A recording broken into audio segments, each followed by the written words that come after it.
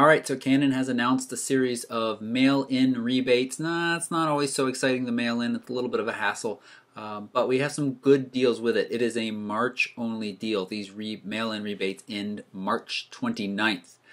Is what they say on their PDF. So I've put together this little spreadsheet that runs through, shows you the mail-in rebate amount, what the price is currently at Amazon, what the price is at Amazon after rebate, and over at B&H, some of you, Amazon charges sales tax, so you might want to consider B&H.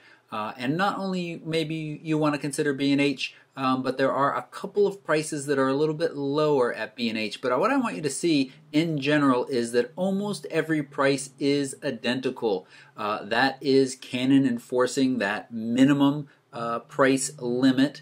Anybody who is an authorized Canon dealer is not allowed to go below that limit, or they could lose their Canon authorization. There are ways around it that are allowed, or at least as far as I know, Canon looks the other way and is fine with it, and we'll talk about those in a second too, but usually that has to do with bundling. But so my point for telling you that is, if you see a price much lower and it is a new lens, one, you want to be sure that it's not gray market. That is from outside the U.S., so the warranty will not be honored here in the U.S. Now, oftentimes when B&H sells you a gray market item, they will pony up the price for any repairs within that warranty period, which can be nice, but it is a little extra hassle. So you can keep that in mind whether or not it's worth the save for you. Amazon, you really have to be careful from those third-party sellers that may not be authorized Canon dealers. Just because you're buying it from Amazon, you want it to be said shipped and sold by Amazon LLC.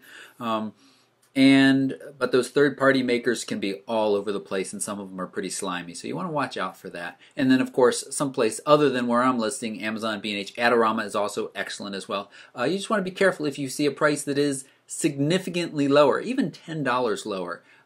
You just want to be careful that it's not a scam. I want to run through and pick out a couple of these prices that are some of the best or close to the best that I have seen in a while. First, we have the 70-200 f4. This is the non-IS. It sells for about $700. After the rebate, you get it down to $629. B&H also offers a 2% reward that you get 35 days after purchase as a gift card. We're down, not a few. We're down to pennies is what I was about to say here. But you know what? Pennies add up. And this brings this lens down to $616. This is an excellent value. This is one of the cheapest, or if not the cheapest, L-class lens from Canon. That's their professional level lens. What's the difference? You get much richer colors straight out of the camera, better contrast, less flaring. The glass used is higher quality. You also have that ultrasonic motor.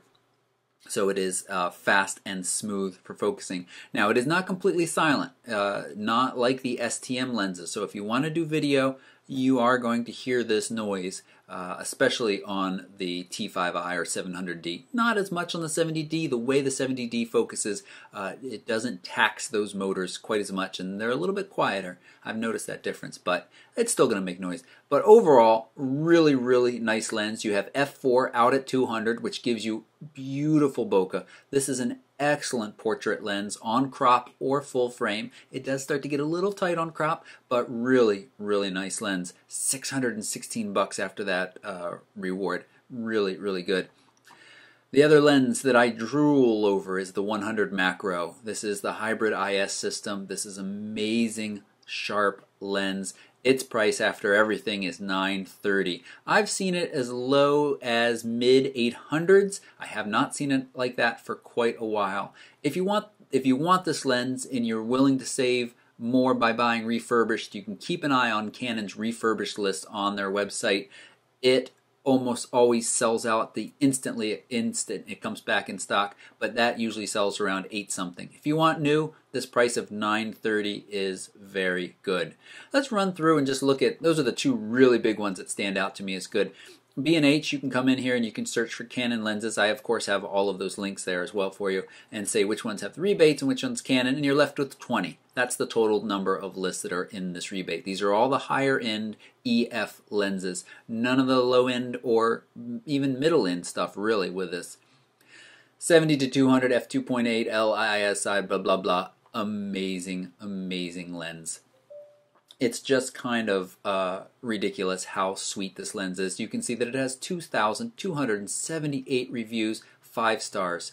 I bought this lens last summer. I tossed and turned at night, several nights thinking about buying it, but I did it. I don't regret it. It's amazing. One of the things to keep in mind with all of these lenses is, and I'm not trying to push you to buy any of them, but their resale value of these high-end lenses is usually very, very high. I could turn around and sell this lens today for maybe $100, $150 less than what I paid for it.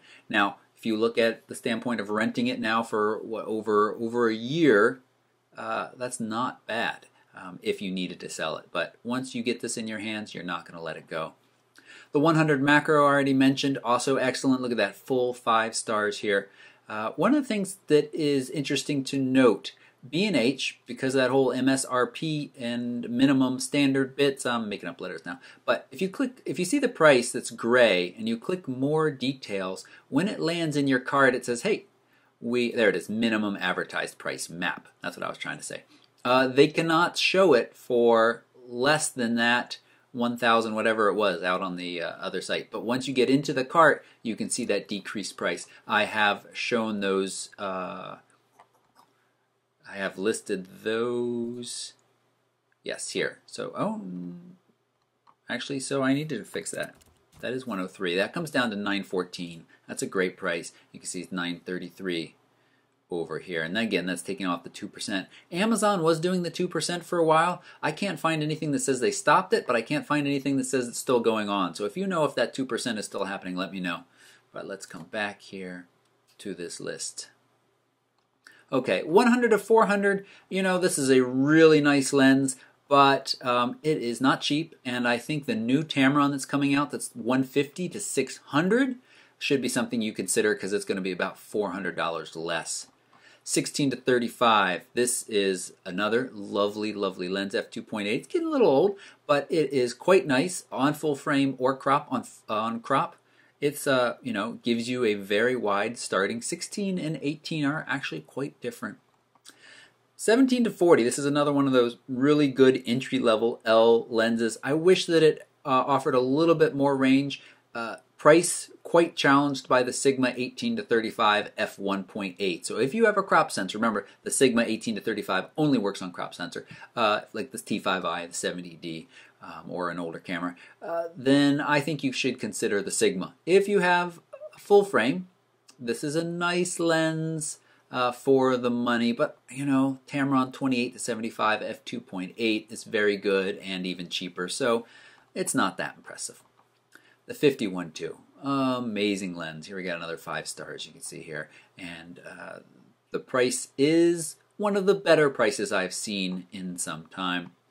7200 I already mentioned at 709, but you take everything down and you're down to, what was it, 612 bucks. It's pretty nice, or 614. The version with IS, just over 1,000, a little bit over 1,000, and very, very nice to have that image stabilization if you're going to be working a little bit more in low light. We can talk. If you have questions about which one's going to be best for you, leave a comment down below. I'm happy to answer them.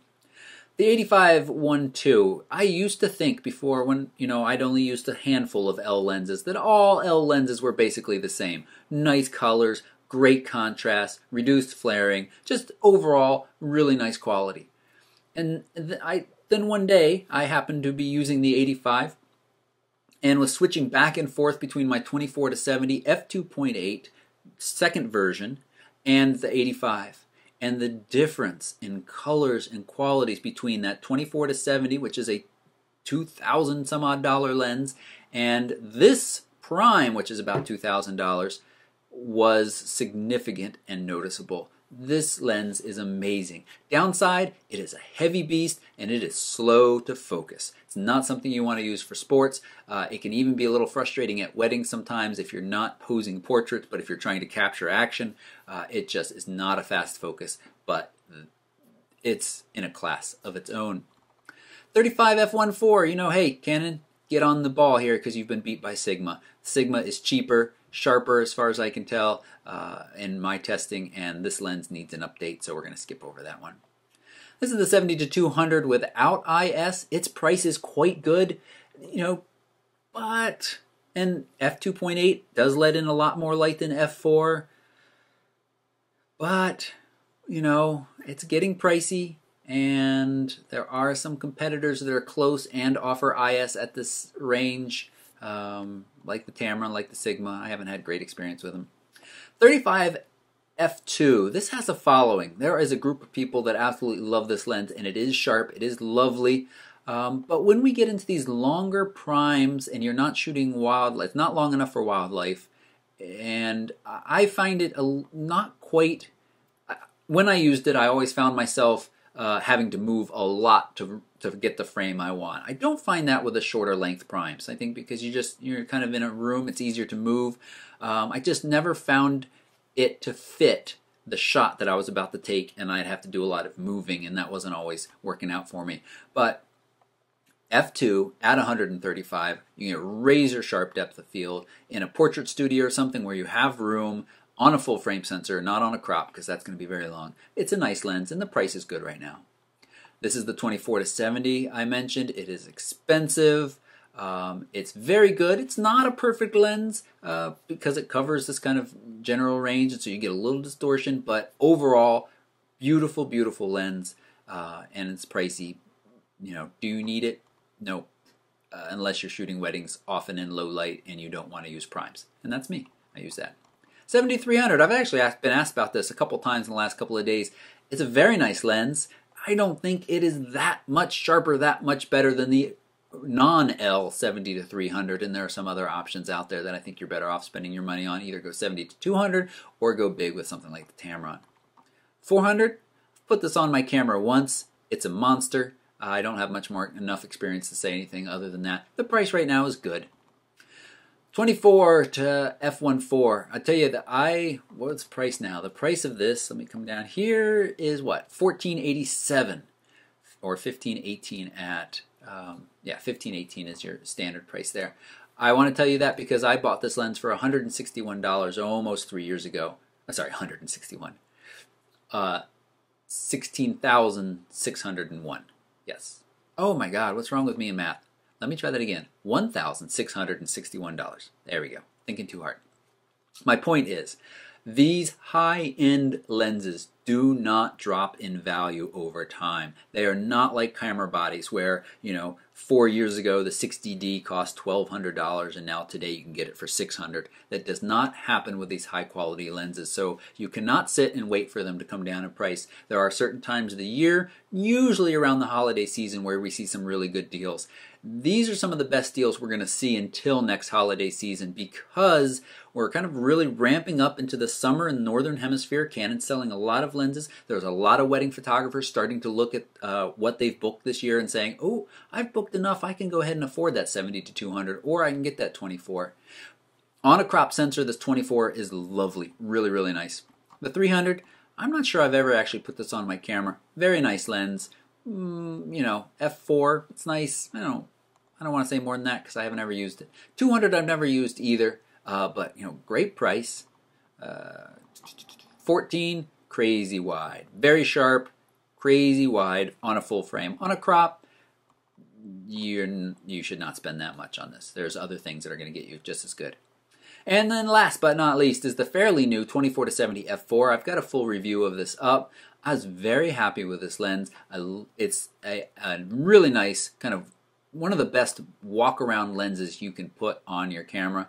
Much later than 24-70 f2. It does come with IS. It also comes with a macro mode, which is quite good, quite impressive. 0.7 magnification. In my mind, you really shouldn't call a lens full macro unless you get 1x magnification, but that doesn't stop the marketers. They throw that term around all the time. So right below this video is this link to this spreadsheet. If you've got any questions about anything here, you can leave a comment. I'm happy to answer it. Obviously, if you're buying something, I'd love for you to click through my links. That is one of the ways you can support these videos. Another way is by subscribing. So please do that if you found this content helpful. And I answer your questions too. As I said, leave them down below. I'd be happy to answer. Thanks so much for watching. Bye-bye.